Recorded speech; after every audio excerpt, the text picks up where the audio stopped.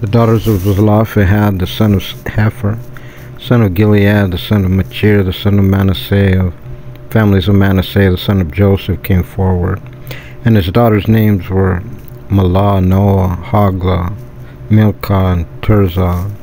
They stood before Moses and before Eleazar the Cohen, before the chieftains and the entire congregation at the entrance to the tent of meeting, saying, Our father died in the desert, but he was not in the assembly that banded together against the Lord in Korah's assembly, but he died for his own sin, and he had no sons.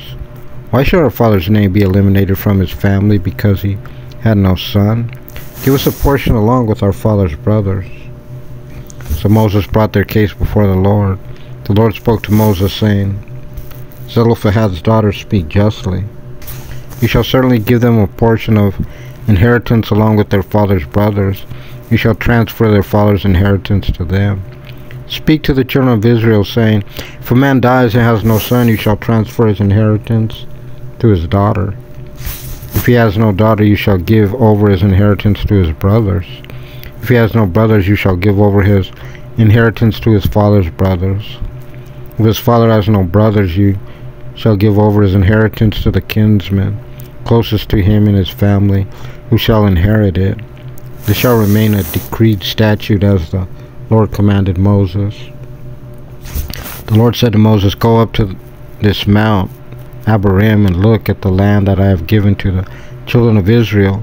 When you have seen it, you too will be gathered to your people, just as Aaron your brother was gathered, because you disobeyed my command in the desert of Zin, when the congregation quarreled when you were to sanctify me through the water before their eyes. These were the waters of dispute at Kadesh in the desert of Zin.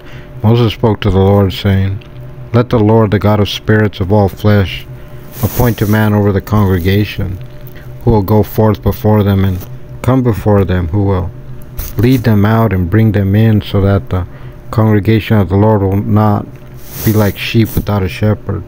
The Lord said to Moses, Take for yourself Joshua the son of Nun, a man of spirit, and you shall lay your hand upon him. You shall present him before Eleazar the Cohen and before the entire congregation, and you shall command him in their presence. You shall bestow some of your majesty upon him, so that all the congregation of the children of Israel will take heed. He shall stand before Eleazar the Cohen and seek counsel from him through the judgment of the Urim before the Lord. By his word they shall go, and by his word they shall come, he and all Israel with him, and the entire congregation. Moses did as the Lord had commanded him, and he took Joshua and presented him before Eleazar the Cohen, before the entire congregation.